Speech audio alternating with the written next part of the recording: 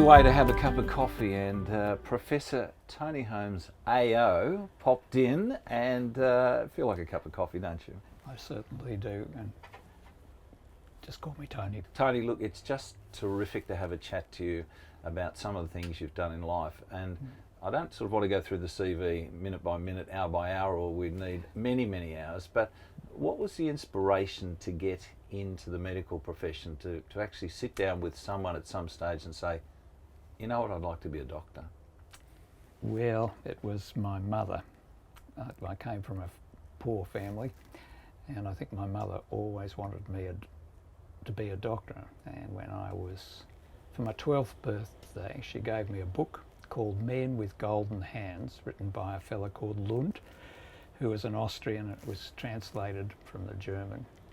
And I read everything and I loved it. But I think she knew what she was doing. And you thought, I'll become a man with a golden hand? I'd like to be a man with the golden hands. I wasn't planning to be a surgeon per se, because I was actually a bit squeamish. Is it just an urban myth, but you were actually not thrilled with the sight of blood? No, it's true. It's absolutely true. I found it difficult that we had anatomy school back in those days, so you go in and literally learn anatomy for a year or two on cadavers, and that's real. These are real people, and that was still uncomfortable for me. But once we really got into the hospital situation, in particular doing post-mortems and things like that, I had to stand at the back. I didn't want to see it. I was quite squeamish. Is there a way that they can help? I'm thinking of medical students today who go, look, I'm absolutely focused on what I'm going to do, but this is something I've got to cope with. The interest takes over. Yeah.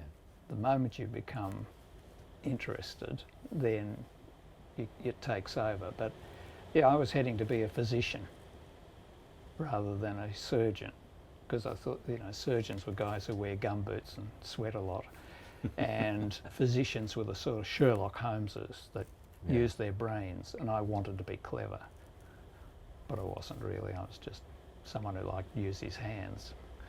In the early days, Tony, there was New Guinea and Timor, and some challenges there. Yes, part of the rotations that I had from the Royal Melbourne Hospital, where I was training, were to New Guinea, and I guess the Royal Melbourne Hospital thought it was pretty good, and I thought it was pretty good, and I thought I could handle everything.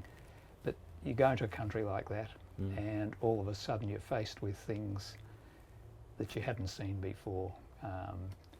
Severe burns, deformed children, things like that, and that really brought me back to earth.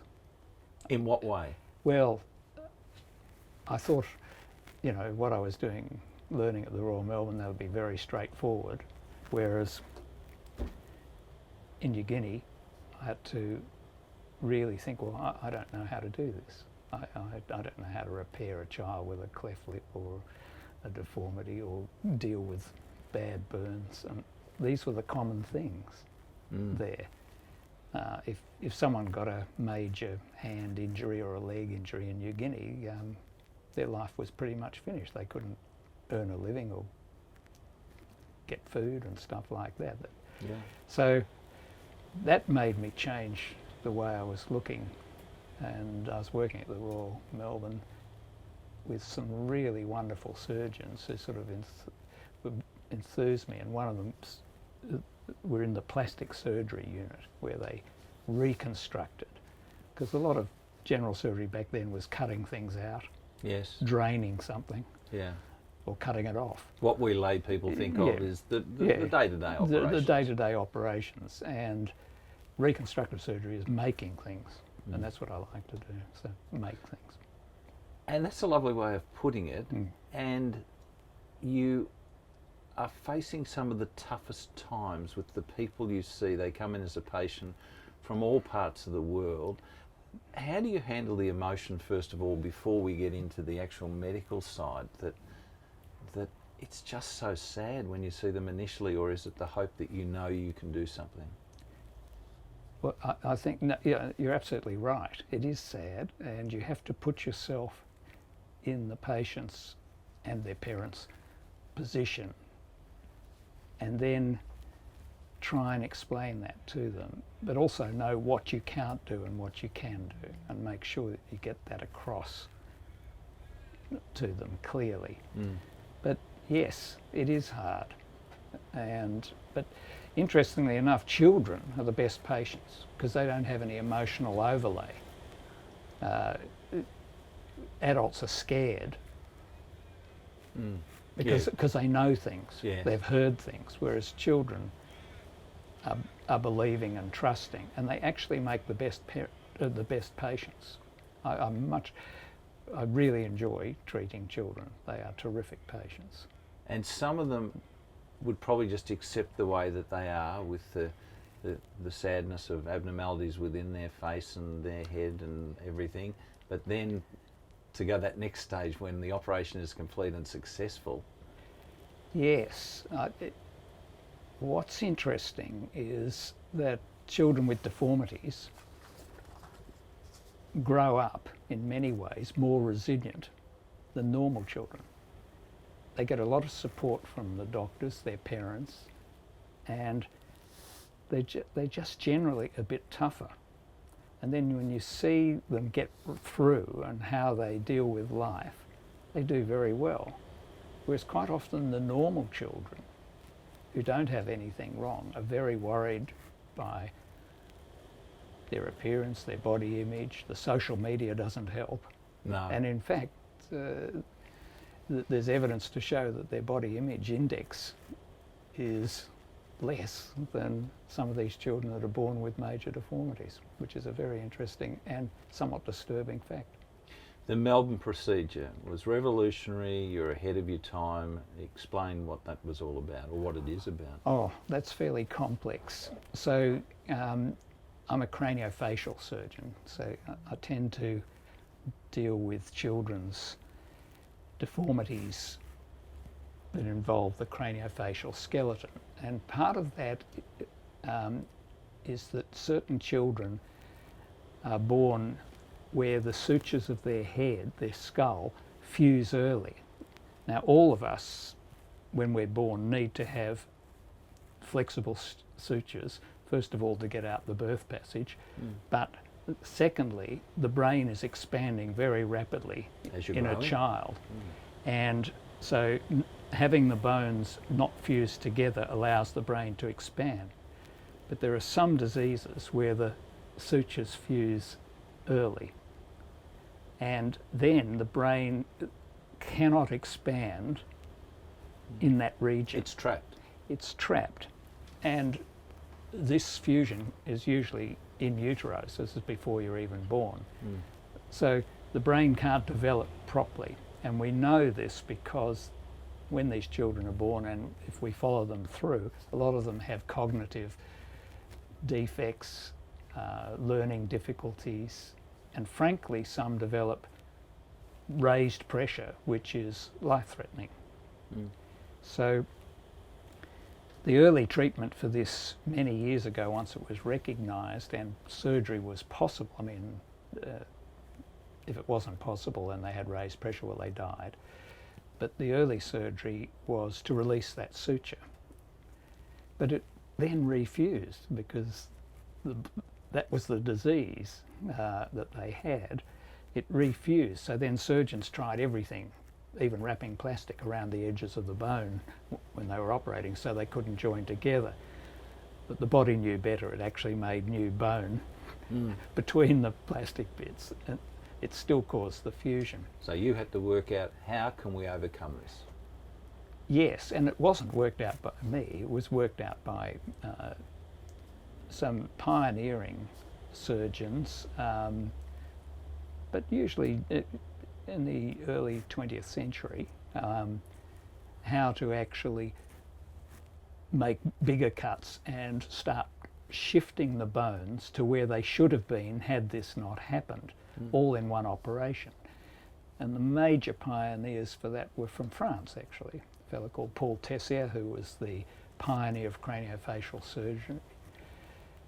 and Daniel Marshak, another person from Paris, who was the pioneer of actually operating on early infants, which I was particularly interested in. I was fortunate enough to be able to work with both of these people, and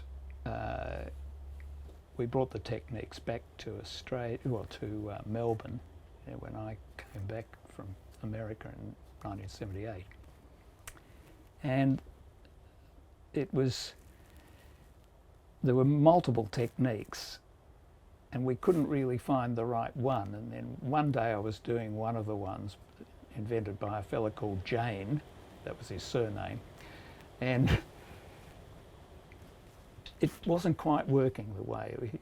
It's a sort of technique where you take out a whole lot of the bone and then you change the shape by bending the bone at the back of the head and bringing it forward. So instead of having a long head, you wanted a short head that was wide. And the bit at the back snapped off. Oh, Problem? What do I do now? Well, I brought it forward anyway, and it left a huge gap at the back, but what it didn't do was leave pressure on the brain. I thought, well, hang on, that's sitting beautifully. If we just fill in with the bits of bone that I took out at the back, that would look good. And we did that, and the kid looked terrific. Everything was fantastic, and this was 1999. Yeah. And so we went back and started drawing, how can we do this and everything, and drew up this sort of plan and did it. And it really worked incredibly well. It made an instant brain space that we needed and a good-looking normal head. And so we did a few, and it worked. It really worked. And then, so eventually in 2008, we published it. And then we've kept on doing it, made a few minor modifications. So we're now 20 years down the line since that was started, and we've it was done here? Yeah, done over 300. And the reoperation rate for this is, for any reason, is less than 1%, which is lower than any That's fantastic. technique. And the kids are all growing up normally. And we have a few that didn't have the operation because the parents didn't want it, or they didn't recognise the disease, or whatever. They're probably not with us. Well, no, but of those, at least 50% came to emergency surgery later on in life, usually around about 8 or 9 years old, because of brain pressure. So that was the Melbourne technique. And there are other techniques around, but so far, from our point of view, getting good results with one operation, never having to do it again, and bringing all these children into the normal mental mainstream has been a good thing. So what you're telling me, Tony, is sometimes it will happen. It's as simple as that you're doing something, it works in the theatre, you take the team out, you sit down there with a pen and paper. Absolutely.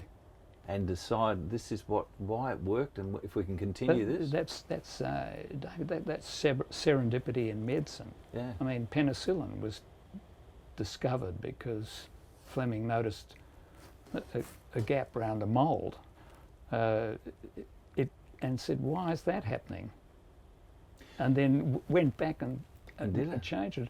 And a lot of discoveries are made in medicine because people observe something that they weren't actually looking at that particular problem, but they observed something different and then thought laterally and said, hang on, why don't we do that? That sounds like a good idea. And that sort of serendipity in medicine is a major thing.